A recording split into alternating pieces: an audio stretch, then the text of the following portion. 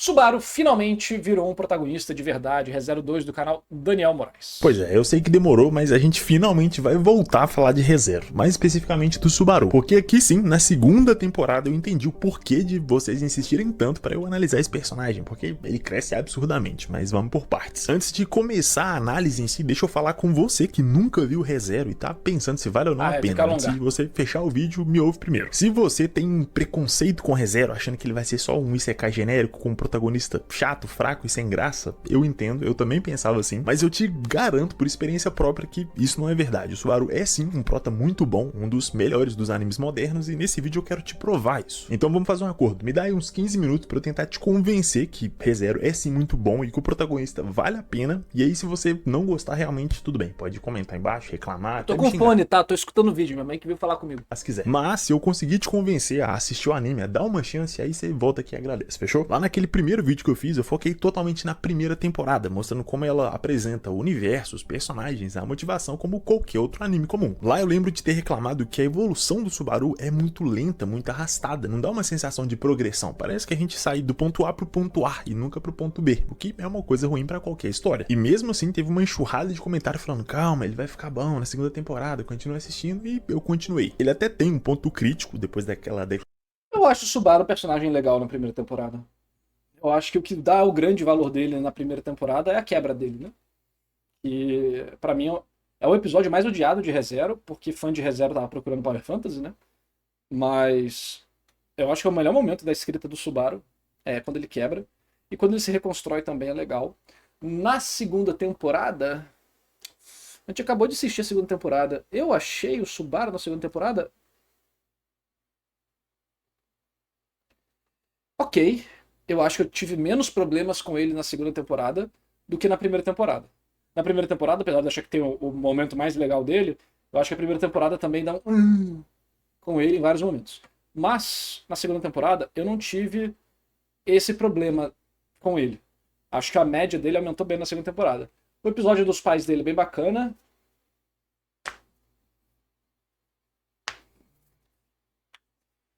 Mas a segunda temporada puxa muito mais pra trama geral, né? É que, como eu falei no vídeo lá de ReZero, que os membros têm acesso, eu prefiro o ReZero pela trama.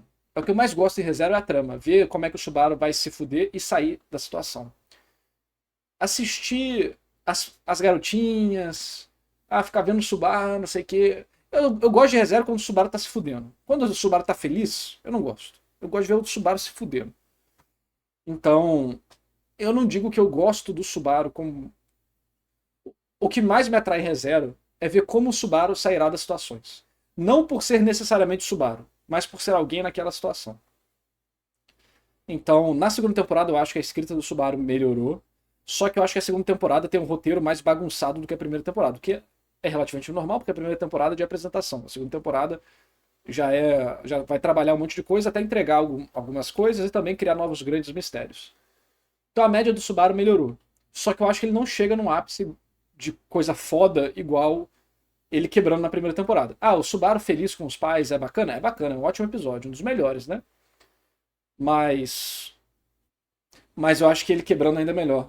Porque eu gosto muito especificamente, essa aqui é a minha opinião, tá? Não tô falando de escrita nem nada. Eu gosto muito especificamente de ver o Subaru se ferrar. Declaração da Ren em que ele parece que vai mudar, que vai engrenar, que vai virar um personagem foda de verdade, um protagonista. Só que depois disso, a sensação que eu tive é que ele não evoluiu tanto assim. Meio que foi só uma ameaçada, tipo, se eu quisesse, se eu quisesse evoluir. Só que no fim não evoluiu. Só que agora, vendo a segunda temporada, eu entendi que toda a primeira foi só uma base, uma preparação para o que seria realmente o desenvolvimento do personagem. É foda, né? Que tipo, a primeira temporada, cada episódio tem 1 hora, tem 12 episódios, e fala que 12 horas de preparação pro que seria o personagem.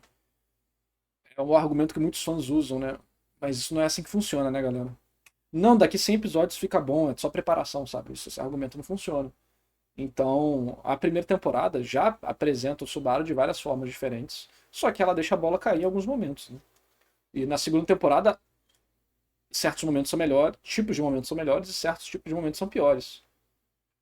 É normal, cada obra pode ser analisada em si, né? Um episódio sozinho, por exemplo, pode ser analisado em si, independente do resto.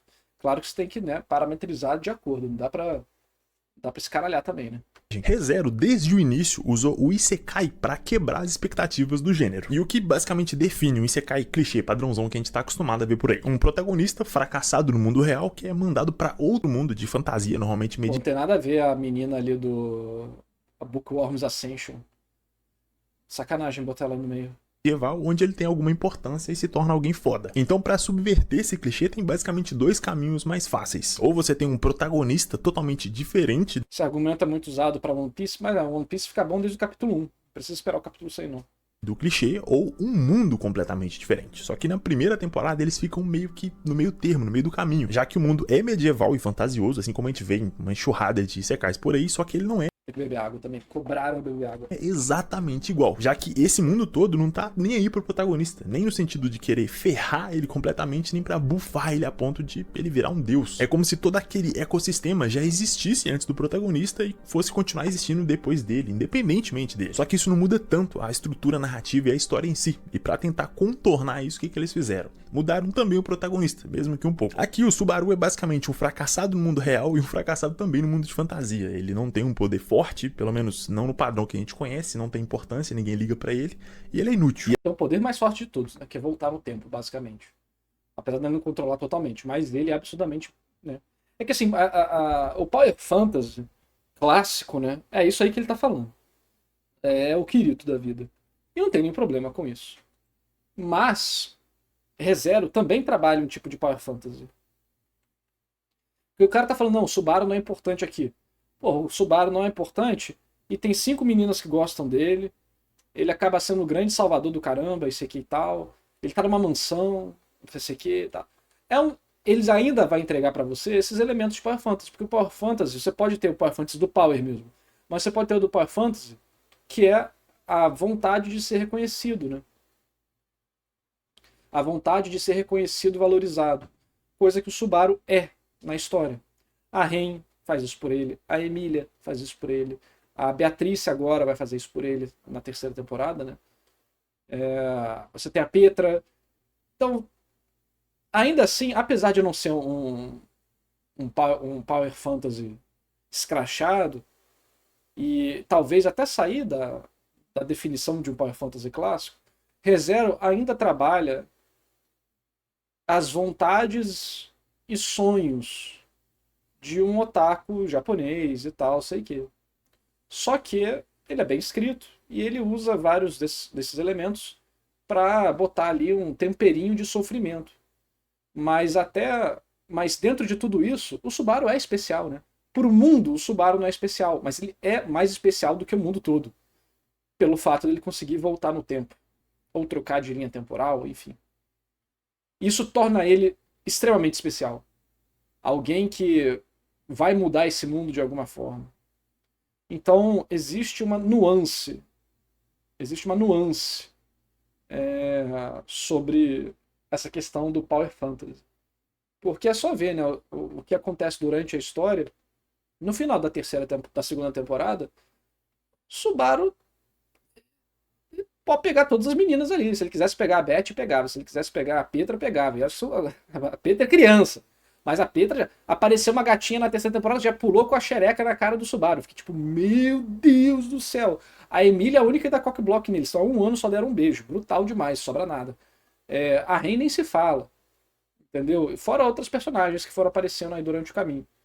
Então, aí, a história ainda trabalha isso. Mas o que eu vejo é que a história joga essa isca quase como um doce para criança calar a boca na viagem de carro e ver a viagem. Então é como se ele estivesse falando, tá, toma aqui esses negócios aqui de harém que você gosta aqui, essas meninas gostosas e tal, e foca aqui na história, vamos focar aqui na história, na trama, no povo voltando no tempo, entendeu?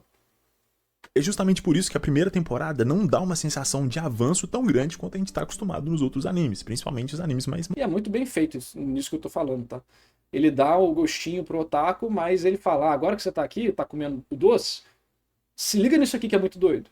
modernos, que tem um ritmo mais fluido. E isso só vai mudar de verdade pra fazer um efeito mesmo na história na segunda temporada, onde eles decidem escolher por um dos caminhos que é justamente o de mudar o protagonista. Aqui, ReZero não quer só fazer piada com clichê, subverter a nossa expectativa ou contar uma história. Ele quer fazer um estudo de personagem, destrinchar a mentalidade de alguém, que no caso é o Subaru. Toda a estrutura narrativa é construída para que o Subaru se desenvolva e não para que a história do mundo avance de verdade. Por isso, Uma boa escrita, conforme o personagem se desenvolve, a história anda também, né? às vezes a gente tem a sensação de que ela tá arrastada demais, porque o Subaru revive a mesma coisa várias e várias vezes, com vários pequenos eventos se alterando, mas no fim das contas, a visão geral, o quadro maior, não muda de verdade. E isso acontece justamente por conta do poder do Subaru, que é voltar da morte e reviver tudo quantas vezes for necessária, por mais que só ele se lembre, só ele aprenda com isso. E eu sei que isso pode parecer uma coisa óbvia pra quem já viu tudo ou tá olhando agora, só que isso aqui é um ponto essencial nessa nossa análise, já que essa habilidade especial do Subaru coloca um foco muito maior, absurdamente maior, no desenvolvimento dele do que no mundo de ReZero, nas brigas políticas ou nas lutas como a gente tá acostumado nos outros isekais. Só que a gente não consegue perceber isso na primeira temporada porque o próprio Subaru não leva nada muito a sério, ele mesmo parece que tá zoando com tudo, como se ele soubesse que aquele mundo não é real. E isso, no primeiro momento, tira o peso do desenvolvimento do personagem, parece que ele não tá evoluindo de forma alguma. Só que pouco a pouco, à medida que ele vai morrendo de várias formas, inclusive aprendendo a se conectar com aquelas pessoas, isso começa a mudar. E essa aqui é a grande questão. Se esse mundo não é real e se essas pessoas não são importantes, por que ele passou a se conectar com elas agora? Por que não antes? O que mudou? É exatamente essa pergunta que a obra vai tentar responder a partir. O que mudou é que ele perdeu uma pessoa que ele gostava, né? Que é a Ren. Agora ele precisa resolver essa merda aí.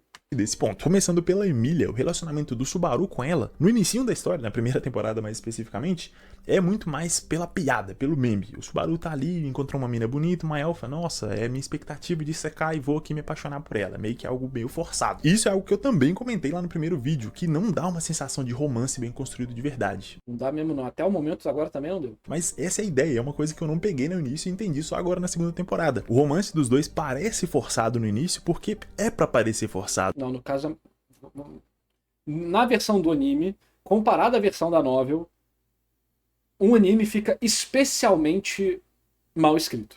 Na novel existe uma melhoria nesse quesito, que é o material original, né? É mais bem construído, só que no anime, mas continua mal construído. Tão mal construído que a gente tem uma decisão de tirar a Rin permanentemente da história, quase, né? Porque o autor tinha certa dificuldade de lidar com a Rin, pelo que o chat falou quando a gente estava analisando. Não existe isso de foi mal construído de propósito. Isso não existe, tá? Não existe. Errei o gol de propósito, só se tá com a Beth no meio, né? Aí você erra o gol de propósito. Mas isso não existe. O romance do Subaru com a Emília é um dos pontos mais fracos da história, não só nesse ponto da história, mas durante a própria progressão da história inteira, né? E isso tem até meme na comunidade de ReZero em relação a esse tipo de coisa. E o próprio autor já falou que a personagem, ele tinha dificuldade de lidar com a Rin na história, ao mesmo tempo que ele tinha dificuldade de escrever a Emília. Que já falaram aqui no chat. Que a Emília é a personagem que o TPEI tem mais dificuldade de escrever. E isso é visualmente perceptível, vamos dizer assim, né? Então, vamos com calma. Não existe isso de, caraca, errei de propósito, não. É forçado de propósito, não. O relacionamento deles é escrito de uma forma bem ruim mesmo. Você não tem... E mesmo que se fosse para ser um relacionamento de um lado só, onde o Subaru está indo pelas expectativas de viver no Isekai, Isekei e tal, você tinha formas de fazer isso. Você tinha formas de demonstrar isso. Você tinha formas de fazer o personagem se questionar sobre isso. Você tinha formas da história mostrar o desenvolvimento desse tipo de mentalidade. E não tem nada disso. É só... tá lá. Entendeu? E não adianta, depois de 12 horas isso vai ser melhorado. Pá, que bom que depois de 12 horas isso vai ser melhorado. Mas não tira o fato de que nessas 12 horas essa questão do relacionamento deles foi mal trabalhada. Tem coisas que no meio disso foram bem trabalhadas. Essa cena aqui, inclusive, eu acho ótimo. Eu acho ótima essa cena, que ele tá mostrando aí no fundo. É a minha cena preferida de ReZero. Ele é forçado. Aquilo é o Subaru tentando forçar um romance que simplesmente não existe, porque ele não sabe se relacionar com as pessoas. E quase a mesma coisa dá pra gente falar também sobre a Ren, já que no começo... Na novela tem uma reflexão dele sobre a obsessão dele, mas acho muito pouco. Arco da mansão especificamente, pois é. Na novela é um pouco melhor, né? Aparentemente tudo na novela é melhor. Mas mesmo assim não é o suficiente nesse caso, pelo que você está falando. Ó, o Marco Subaru, para quem não sabe, foi o fã de ReZero que me mandou um PDF de 80 páginas para discutir o meu vídeo de ReZero com ele. E a gente discutiu. Aqui em live tem vídeo. E a conclusão que a gente chegou é: na novel, o autor faz basicamente tudo que eu falei que eu gostaria de ver no anime. Pô, achei que o anime vacilou nisso aqui, poderia ter usado essa técnica aqui. Na novel tá.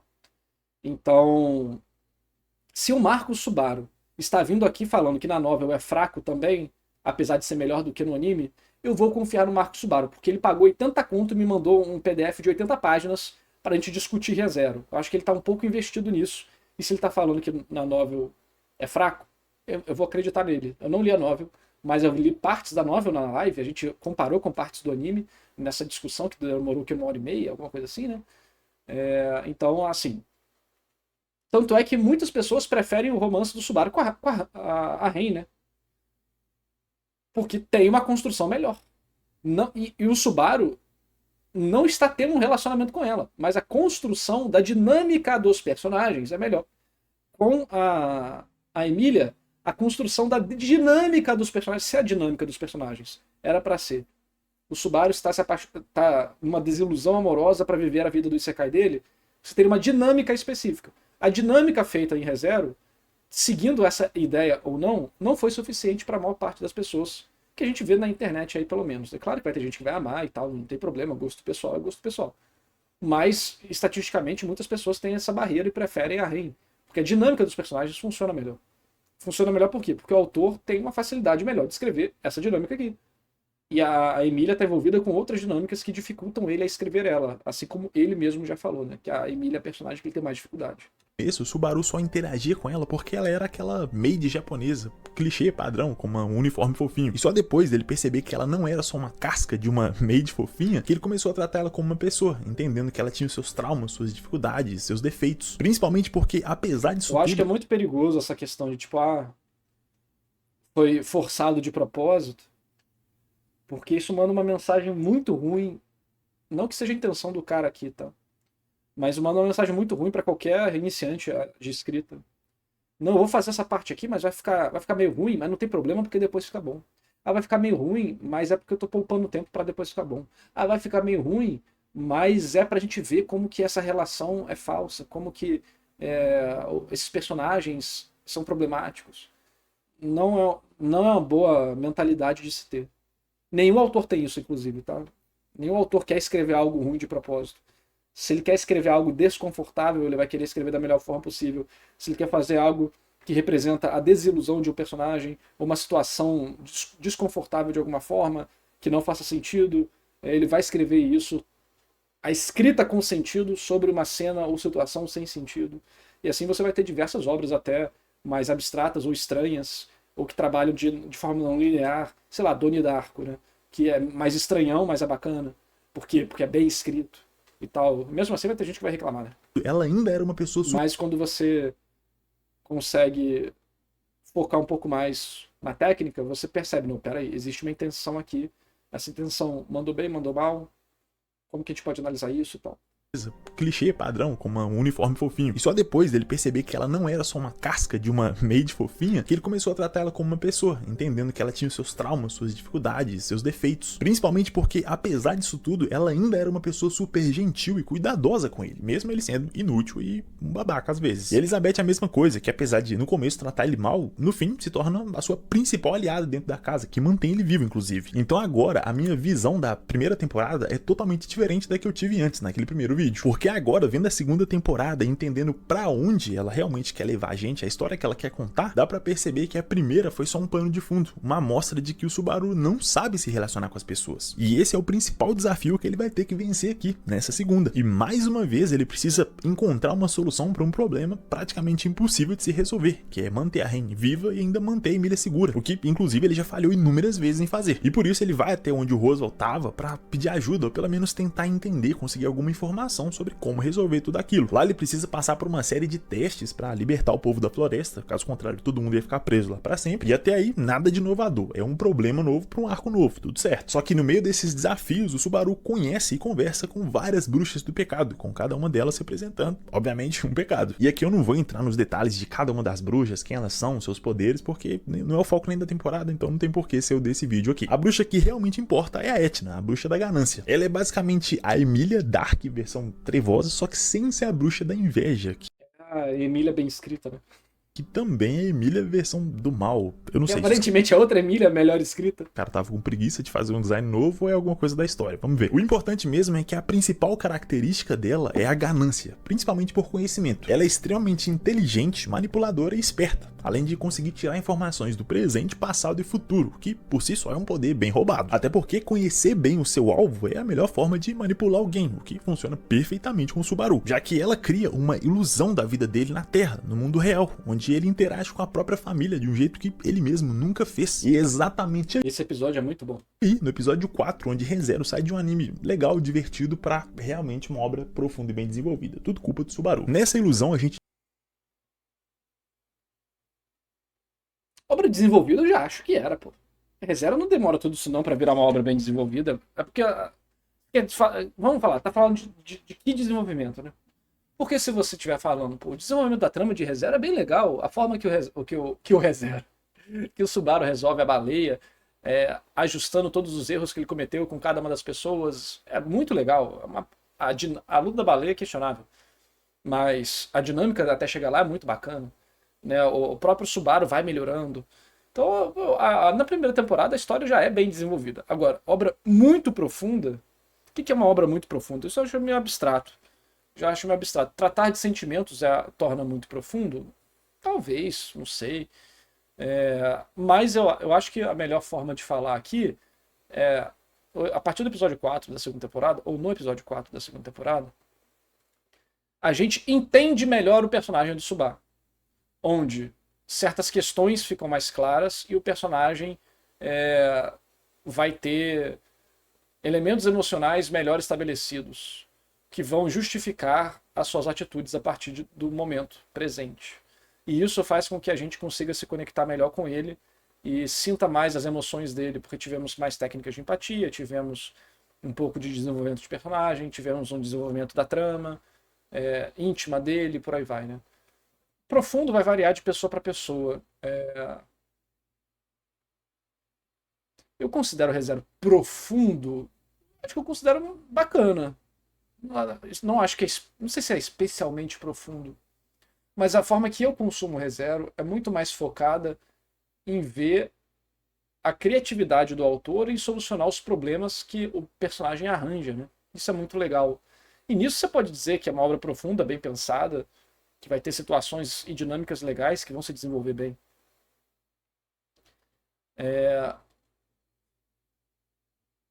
Mas eu acho que é que assim, o que eu gosto de apreciar em profundidade é a dinâmica da escrita e a capacidade simbólica da obra. Porque aí você vai ter também tramas muito bem entrelaçadas e complexas, né, no meio disso aí. Você pode dizer que é um tipo de profundidade, mas eu vou botar isso junto da escrita. Eu acho que ReZero acaba sendo meio pobre em questão de símbolo. Ele não parece ter uma sensibilidade tão boa para construir cenas que não precisam falar para dizer tudo. Entendeu? Dá pra entender? Tipo, em ReZero as coisas são bem explícitas. Isso não torna a obra ruim de forma nenhuma, tá? Mas eu acho que perde um pouco a graça da profundidade, que é você perceber como tem coisas além da superfície. Então, eu não lembro de tantos momentos em ReZero, primeira e segunda temporada, onde a obra arrisca a ser mais profunda. Nesse termo que a gente está falando. Eu acho que ela consegue, na minha perspectiva, ela consegue ser mais profunda nesses elementos. Dentre esses elementos, o que chegaria mais próximo disso é que a escrita do TP é boa. A escrita do TP é boa, é dinâmica, os personagens sempre estão fazendo coisas legais, O Subaru tá sempre, né, em movimento, mas eu acho que o nível poético da obra é meio baixo. O que não é nenhum demérito específico. Eu também não tenho nível poético de obra muito alto, não. Acho que é isso. É porque é como se. Às vezes eu sinto que as pessoas valorizam certas coisas, tipo sutileza, né? A pessoa vai lá e fala da sutileza. E a obra não é nada sutil. É explícita. Só que a palavra sutileza faz parecer que a obra é mais interessante ou bem escrita. E aí quando você tem uma obra sutil de verdade, as pessoas reclamam que é uma porra, que não tem nada lá. Então, como se você estivesse querendo fazer um peixe, subir árvore. Pô, você não pode julgar um peixe pela sua capacidade de subir árvore. Então eu não acho que tem que julgar ReZero. Não que ele esteja fazendo isso, a gente só está desenvolvendo o tema, né? Eu não acho que ele tenha que alguém tenha que julgar ReZero como se a qualidade em relação às suas qualidades, em relação ao quão profundo é. Para mim, o que vai tornar ReZero algo que marca em relação a uma boa obra é a capacidade das personagens, que você tem que ver quais são os pilares que o autor usou, né? Quais foram os pilares que o autor usou para conquistar as pessoas com essa obra. Ele direcionou a obra, né? Ele está entregando isso. O que vai ser, né, num ponto de vista mais superficial, vai ser o impacto das personagens nos leitores, que é muito bem sucedido. As pessoas gostam muito das personagens de ReZero. E a dinâmica de solução de problemas que o Subaru vai passar, né? Que também as pessoas gostam. É bem sofrido, é bem legal, é criativo. Eu elogiei muitas vezes as dinâmicas de solução de mistério e problemas de ReZero. Eu acho que é um ponto muito positivo da obra. Então eu acho que nas coisas que o autor propôs, ele acertou muito. Então não dá pra dizer que é uma obra ruim, nesse sentido. Agora,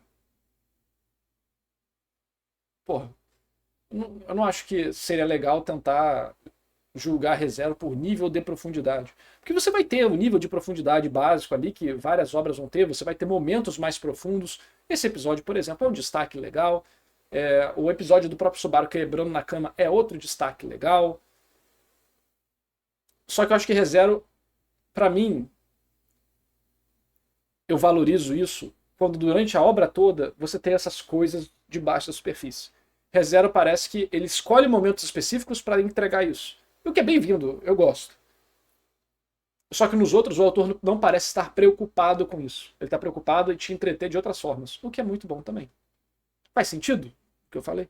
Descobre que o pai do Subaru é extremamente parecido com ele, não só de aparência, mas naquele jeitão super agitado também, ele só é muito mais bombado. Já a mãe dele é bem mais séria e a mais responsável do trio, o que dá um equilíbrio muito bom pra família e deixa o núcleo familiar aparentemente bem saudável. Então o problema do Subaru não é exatamente com a família em si, já que mesmo com esse núcleo super saudável, pelo menos na aparência, ele ainda tem vários outros problemas que ficam claros nesse arco aqui. O Subaru parece sofrer de ansiedade de um jeito bem forte, bem pesado, a ponto dele ter um jeito próprio de se acalmar, que é meio que ficar se abraçando. E aqui a gente descobre que o Subaru é o hikikomori, um fenômeno real que acontece de verdade, principalmente no Japão, mas em outras partes do mundo também, em que a pessoa se isola ao extremo, evitando ao máximo qualquer tipo de interação social. E exatamente por isso ele não ia pra escola há meses, mal tinha amigo e nem saía de casa, só quando era pra comprar o miojo dele. Mesmo assim, os pais dele parecem ser super compreensivos, tentando ajudar o filho sem pressionar ele demais. O que faz a gente que tá assistindo pensar, pô, esse cara é legal, velho, gostei dele, gente boa. Só que o problema tá justamente aí. Ele é gente boa demais. O pai do Subaru é basicamente uma celebridade na comunidade onde eles vivem, o que faz todo mundo ter uma expectativa gigante no Subaru. E expectativa é igual a pressão, que é a raiz de todos os problemas do moleque. E essa aqui é a parte que pra mim faz o Subaru sair de um cara carismático e engraçadinho lá da primeira temporada pra um protagonista foda e extremamente profundo. Nessa ilusão barra memória que a Etna tava criando, a gente descobre que... O Subaru,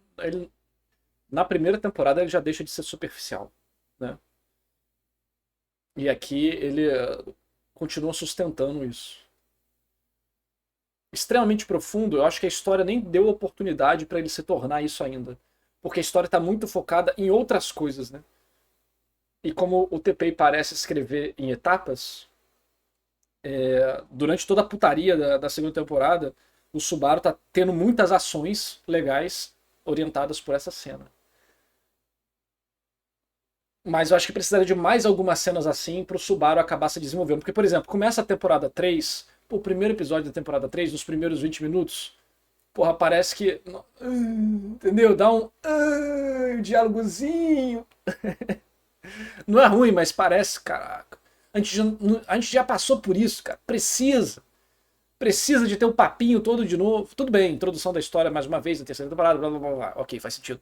Mas, porra, parece que às vezes a história gosta de puxar o Subaru pro. A gente tem momentos do Subaru quebrando e se reconstruindo. Aí depois ele volta a ser um otaku. Aí depois a gente tem outro momento do Subaru quebrando e se reconstruindo, chorando, evoluindo. Aí durante a temporada inteira ele tá lá, não, pô, tô melhorando, tô melhorando, tô melhorando. Sem tempo, irmão, sem tempo, sem tempo. Aí depois, porra, o Subaru ataca de novo. Aqui não é questão de, tipo, as pessoas não mudam tão rápido. É questão de como que a história tá escolhendo focar o Subaru em certos momentos, tá? Sabe? Porque é útil para a história. Isso acontece em várias histórias, tá? One Piece, Dragon Ball Super, onde você tem a progressão do personagem e depois a história puxa ele de volta para um ponto anterior, porque é benéfico para a história continuar naquele ponto, senão as dinâmicas vão mudar muito, né? Porque imagina, vamos pensar do ponto de vista de produção. Vamos pensar do ponto de vista de quem está escrevendo. A gente está escrevendo Subaru. Tá? É engraçadinho, é divertido escrever, ele passa aqui. Aí tu faz duas cenas muito tops durante a história, até o ponto que você tá, que, porra, mané, a partir daqui o Subaru muda. Ele amadurece. Só que isso vai mudar toda a dinâmica com todos os outros personagens. E isso vai fazer com que a história vá para um rumo diferente, provavelmente. Porque o personagem está mais maduro, está mais focado, está mais com outras coisas na cabeça, né? Isso tem problema com o público que está lendo no momento. E isso também vai gerar, às vezes, um desvio do que você quer para a história. Você quer que a parada seja mais leve para então ter momentos brutais. Só que quando o seu Subaru for evoluindo, antes de um ponto-chave no final da história, ele vai começar a dividir espaço, talvez, com outros personagens. Porque se o Subaru ficar maduro igual o Reinhardt, sei lá, visualmente assim, né? Visualmente não, superficialmente. Você vai ficar... Você vai bater de frente, né? Vai ter dois personagens ocupando uma coisa parecida. Então esse tipo de coisa acaba entrando em consideração na hora de escrever um personagem. Eu não tô falando que o Subaru foi resetado. Eu não tô falando isso. O Subaru, na primeira temporada ele já mudou. Na segunda temporada ele muda mais ainda. Tipo, ele continua o processo dele de evolução e desenvolvimento, que é muito bom. Eu gosto muito, eu gosto. Antes que fã de reserva me xingue nos comentários, eu gosto. Fã de reserva e fã de One Piece é meio... né? Só que a história prefere manter, na maior parte das vezes, o Subaru mais leve. E o Subaru mais otaku, mais zoeiro, mais bobo. Igual do início da primeira temporada. E aí vai variar do gosto de cada pessoa, né? Pra mim, depois de tudo que o Subaru já passou na primeira temporada, a quantidade de vezes que ele já voltou no tempo, a quantidade de merda que ele já fez, a quantidade de merda que ele já resolveu, a quantidade de sofrimento que ele tem, e a situação atual dele, sem a Ren, e também agora como cavaleiro, sei que e tal, eu esperaria o Subaru não entrar numa reunião com um emissário oficial de de uma candidata princesa e ficar de kkk, igual ele ficou no primeiro episódio da terceira temporada. Entendeu? Pra mim aquilo ali faz muito mais sentido prático da escrita do TP de tipo, mano, vamos que vamos, do que um progresso natural do personagem em relação ao que tá acontecendo na história. Ele pode ser bobo, mas ele ser bobo em momentos que não condiz mais com tudo que a gente viu na história, você fica tipo, porra, tá bom. Pelo menos eu fico. E claro, não é um problema enorme. Estou falando que é uma coisa que dá pra perceber disso. Mas na segunda temporada, nas tretas, o Subaru vai muito bem. A gente vai vendo ele crescendo. Ele é um personagem bacana. Começa muito mal escrito, na minha opinião. Mas ele vai melhorando com a história. Infância, o Subaru era assim muito popular e cheio de amigos, e que todo mundo ao seu redor viu o sucesso do pai dele nele mesmo. O Jokers, que também faz vídeo de ReZero, falou: vim apenas pra dizer que esse é o pior episódio de ReZero. Não me importo com o Subaru, o episódio é enrolado pra caralho, não cresceu o personagem. Eu discordo, o Jokers. O episódio eu acho bacana, eu acho que é um contexto importante pra quem tava vendo o anime. Eu acho que dá alguns motivos pro Subaru ter alguns das tensões dele. E depois desse ponto da história, o Subaru toma ações melhores, né? Se é diretamente ligado a isso, eu não teria que reassistir. Mas eu acho que é um ponto legal sim, cara. Eu acho que você está bolado porque você não gosta do Subaru. Eu te compreendo porque eu também não ligo muito pro Subaru. Igual eu falei, eu ligo para o Subaru resolvendo o problema, não para o Subaru em si. Mas isso aqui é bom, pô. Essa cena não dá pra falar que o episódio é ruim, cara. Sacanagem isso aí. Então, por conta disso, ele recebia parabéns, tapinha nas costas e todo mundo achava ele da hora, tanto quanto o pai dele. O que Eu acho que era você não muito gosta do arquétipo do tipo de personagem Subaru. Aí vai ser difícil mesmo. bom, pelo menos no começo. Só que à medida que o tempo passava, ele sentia cada vez mais pressão pra poder manter aquele nível, pra se superar, pra tentar alcançar alguém tão bom quanto seu pai. O problema é que por mais que ele se esforçasse, ele nunca conseguia alcançar essa expectativa. E o melhor que ele podia fazer já não era o suficiente. E com isso, todo aquele esforço começou a perder o sentido e ele não tinha mais por que ser bom. E foi exatamente aí que ele percebeu que fazer os outros rir, ser engraçadinho da turma, fazer gracinha, era muito mais divertido. E isso até que deu certo por um tempo, até porque ele era muito bom nisso, dá pra ver que ele é um cara bem engraçadinho. O problema é que quanto mais gracinha ele fazia, a expectativa pra próxima era sempre maior, maior, e ele tinha que ficar se superando, o que voltava no mesmo problema, era um ciclo vicioso absurdo. E isso levou o Subaru a começar a fazer tudo quanto é coisa errada, pra divertir os amigos, pra eles pensarem que ele era fodão, que ele podia fazer qualquer coisa, até ele perder o controle. Pouco a pouco, esses amigos começaram a deixar o Subaru de lado, achando outras coisas mais divertidas pra fazer, a ponto de, no fim, ele ficar completamente sozinho. Ironicamente, pro Subaru, a sombra do seu pai, que era pra ter ficado mais leve, ficou ainda mais pesada de descarregar, porque se antes era ruim ele ser visto como o filho que não é tão bom quanto o pai, imagina agora que ele era visto como o filho que é o oposto do pai, a decepção total. Isso fez ele se sentir um inútil, alguém que não era especial pra nada, alguém que não merecia nada. E foi aqui que ele começou a querer passar despercebido, se esconder, não conversar com ninguém, pra ninguém notar ele, não comparar ele com o pai. Até no ensino médio, quando ele tentou recomeçar tudo do zero, fazer amigos, ele não conseguiu, porque ele era exatamente o mesmo cara, estranho, esquisito, que ninguém via graça. E por isso ele parou de ir pra escola. Primeiro faltava um dia na semana, 2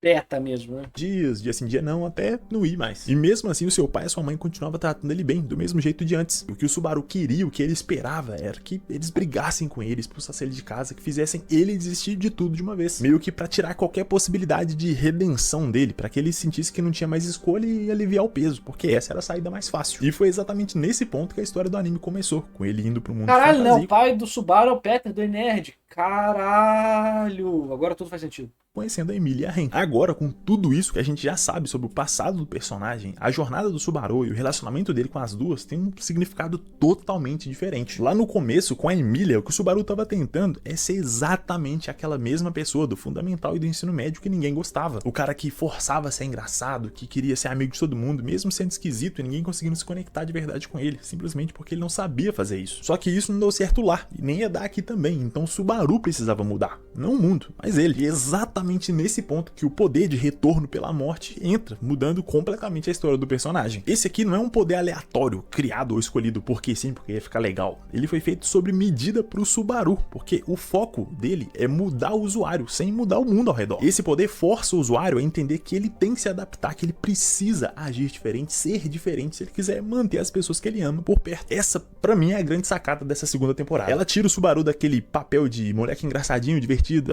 piadinhas e memes lá da primeira temporada, que sim, é um entretenimento ali, mas não tem muita profundidade. E só agora, quando a gente entende o passado dele, entende quem ele era, os erros que ele... Teoricamente, todo bom escritor escolhe poderes que comunicam algo do personagem, né? Mesmo que seja um poder que não comunica algo diretamente. Tipo, o personagem é quieto e tem poder de fogo. Você pode fazer um simbolismo disso também, né?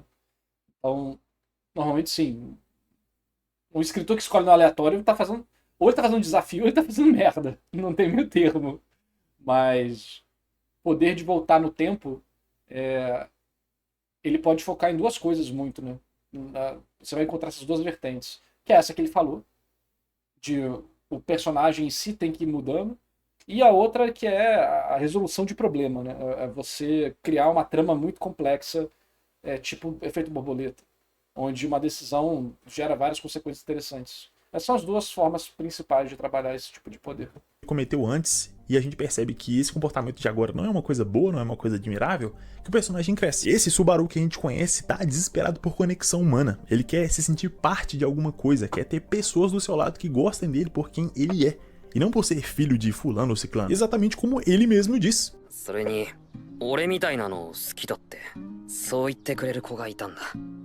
É fake, Subaru, é fake, tu não acredita não. Esse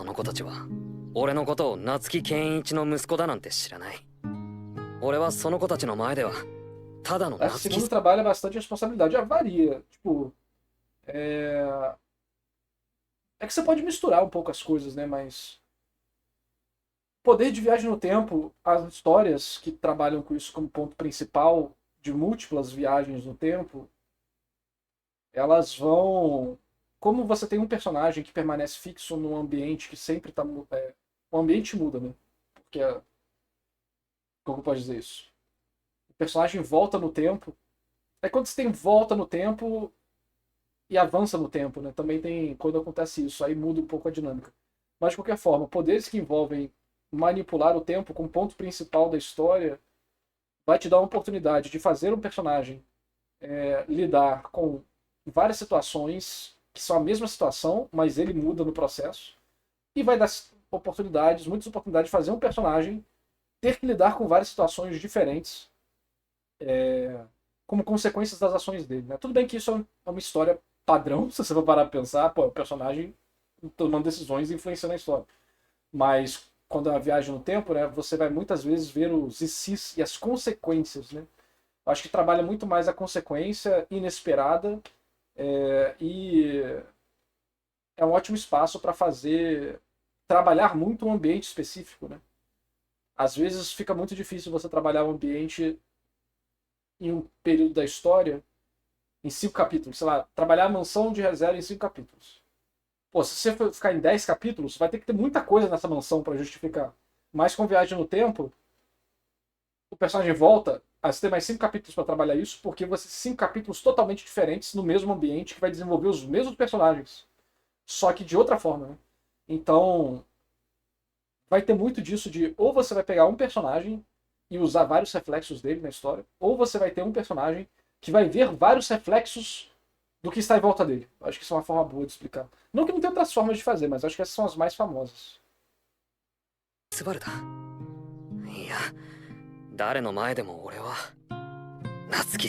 cara não tomou strike com isso, não? Cara, isso aqui é sensacional, de verdade. O próprio pai dele só percebe a importância, a influência que ele teve aqui, depois do Subaru passar por tudo isso, durante todo esse tempo. Quer dizer, não percebeu, né? Porque era uma ilusão. Da infância, da rebeldia do Subaru até esse período Hikikomori, os pais dele não só sofriam com as consequências, como também, de certa forma, eram a causa desse comportamento. Só que mesmo assim, nenhum dos dois tira a culpa do Subaru, porque ele precisava se adaptar, precisava mudar, evoluir, aprender a lidar com essa situação sozinho. O que ele precisava era aprender a gostar mais dele mesmo, porque esse era o único jeito dele se tornar uma pessoa independente, que não precisava dos outros para poder se sentir bem consigo mesmo. E exatamente por isso, o pai dele disse que tá tudo bem, que a única coisa que ele queria de volta para compensar todo aquele trabalho era que o Subaru cuidasse do pai e da mãe quando eles envelhecessem, porque é isso que um bom filho faz. Cara, pra mim, essa conclusão, mesmo que em um episódio, mudou completamente o anime inteiro e o próprio Subaru, principalmente porque depois disso, quando ele volta, ele realmente tá diferente. Já que por mais que aquilo ali fosse uma ilusão, uma visão barra memória da Etna, isso não significa que não foi real, que pro Subaru aquele não era um sentimento verdadeiro, até porque o poder dela é tirar a verdade do fundo da mente de alguém, e ela conseguiu tirar isso do Subaru. E tudo isso que eu tô comentando aqui E de colegial é só pra vender muita bonequinha, né?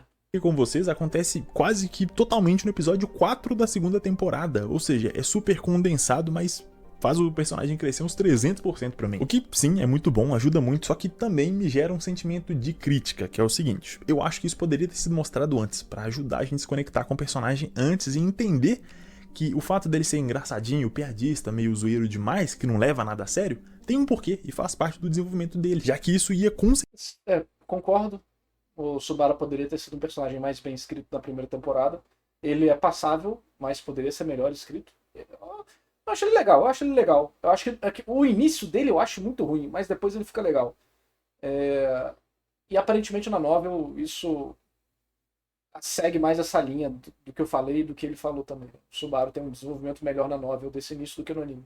certeza ajudar as pessoas a se conectarem mais com o personagem e continuar assistindo anime, que é uma coisa que muita gente fala, que começou, não aguentou o Subaru e dropou. E isso de quebra ainda ia resolver o problema com a Emília, que meio que tinha um relacionamento todo torto, mal construído com o Subaru, que não fazia sentido. Mas agora a gente entende o porquê. Porque o fato dele ver ela como uma divindade, algo pra ser adorada, é justamente porque ele não sabe se conectar com as pessoas, ele não sabe como ter uma amizade, um relacionamento, um romance, que era o que ele tava tentando construir de um jeito todo errado. Então, se fosse pra resumir, eu diria que o Subaru da primeira temporada era um personagem que queria ser herói pra ser amado. Ele queria fazer acontecer ser importante para que as pessoas notassem ele por quem ele era. Já esse Subaru da segunda temporada já começou a aprender que ser um herói também é carregar as responsabilidades e às vezes falhar. Que às vezes você não vai conseguir salvar ninguém naquele dia e tá tudo bem, faz parte, não dá pra vencer sempre. Esse sim é o comportamento de alguém que gosta de si mesmo.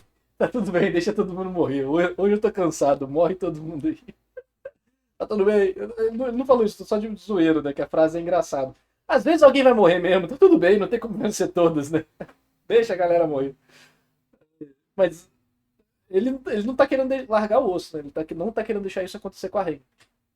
E por isso consegue ser gostado pelos outros, por quem ele é, e não por ser filho de A ou B. Então agora sim eu concordo com vocês que diziam que o Subaru é um dos protagonistas mais realistas e humanos dos animes. Eu entendi Não, porque... calma. A rapaziada que fala isso é porque simplesmente não consome mangás de qualidade. Simplesmente a pessoa tá muito emocionada porque viu o primeiro anime bacana dele, R0. Mas, mano, vamos com calma. Não é um dos protagonistas mais humanos. O nego nem sabe o que isso significa, mas tudo bem. Quem fala isso pra ele, né? Vamos com calma. Você tem. Pô, só de mangá moderno você vai ter aí, pô, desde o Tezuka, 20 anos, mas vai ter 60 anos, 70, 80 anos de mangá pra ver um monte de personagens diferentes, sabe? O Astro Boy já tava sendo o personagem mais humano dos animes no ano 1 dos animes, basicamente, caralho. Era infantil e tudo mais, o negócio, mas no mangá já tinha muito mais. Que o anime é. O anime do Astro Boy é muito pra criança, né? Mas o mangá de Astro Boy inicial já tem. Mano, o que é ser humano? Já começa por aí. O primeiro mangá de grande sucesso de todos já tem a premissa. O que é ser humano? Já, já começa aí. Vamos com calma, tá se emocionando demais. Não tô falando dele, tô falando da galera que fala pra ele, não, cara, os mais humanos da história dos animes. Cara, é um personagem legal, o Subaru é bacana, ele fica melhor durante a história e tal. Mas vamos com calma, vamos com calma. Então, vocês têm razão, vocês conseguiram. Então já aproveita pra dar uma comentada aí embaixo o que vocês acharam dessa evolução do personagem na segunda O que é um temporada. personagem Lembrando que humano ainda na não... ficção, né? Já é um grande debate, assim, porque as pessoas têm conceitos diferentes. Mas eu vou falar, um personagem humano é um personagem que tem o seu arco narrativo bem trabalhado, junto de uma progressão emocional satisfatória, e que ele traga dramas bem relacionados à trama e à sua progressão. E é isso, personagem humano. Eu acho que essa é uma definição boa da gente poder usar. vi a terceira, então se tudo que eu disse aqui mudar na terceira, eu volto e falo aqui pra vocês. E eu peço pra vocês também aquela forcinha no engajamento, um comentário, like, um hype, compartilha com aquele brother seu que gosta de ReZero, porque já faz um tempo que eu postei aquele primeiro vídeo, então esse aqui precisa de uma forcinha de vocês. No mais, eu espero que vocês tenham gostado desse vídeo, foi uma análise sincera do porquê eu acho que o personagem cresceu tanto assim. Se você gostou e não tá inscrito, se inscreve aí. Meu, muito obrigado pela sua atenção e pelo seu tempo, um agradecimento especial aos membros do canal, as pessoas que me Bacana, acho que a pediram. gente concorda em muita parte, né? Eu peguei aqui para discutir, desenvolver e fazer contra-argumentos imaginários para a gente debater, mas eu acho que o Subaru fica melhor na segunda temporada, mas eu acho que ele já fica interessantezinho na primeira. Apesar do que o Subaru não é o que me atrai em ReZero, nem as meninas, né? É as situações que o Subaru se encontra. Aí isso vai variar de pessoa para pessoa, né? Mas o vídeo bacana, eu acho que o Subaru, pelo que o que eu tive de percepção pesquisando na internet, é que nos momentos onde o Subaru se torna um personagem mais interessante é onde as pessoas mais odeiam ele, né? Tipo na cena da cama com a Emília. Talvez porque seja um momento onde ele não é mais o seu self-insert na obra, né? Que tudo bem que o Subaru tem personalidade na obra, de ser engraçadinho e tal, mas ainda é muito fácil você se projetar, hahaha, todo mundo, onde tem maid e as pessoas gostam de mim, eu sou importante mesmo sofrendo.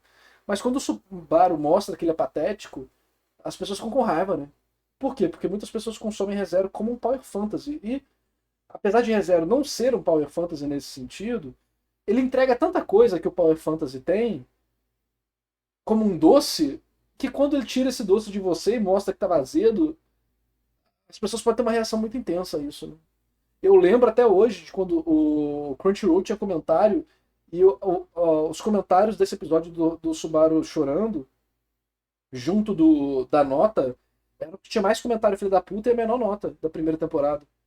E eu fico tipo, gente, nossa, como assim era o melhor episódio? O que mais desenvolvia o Subaru, tornava ele alguém real e trabalhava esse drama interno dele, as inseguranças.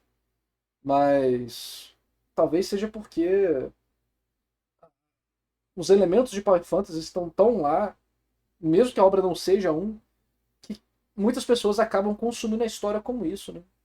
É uma teoria, não sei se é verdade. Mas enfim. Gosto de ReZero, me diverti muito na segunda temporada. Estou animado para ver a terceira. E vamos lá, vamos que vamos. Já começamos a ver a terceira. É isso. Dá like no vídeo, se inscreve no canal. Também se inscreve no canal do Daniel Moraes. Tamo junto, obrigado pelo apoio e valeu, falou!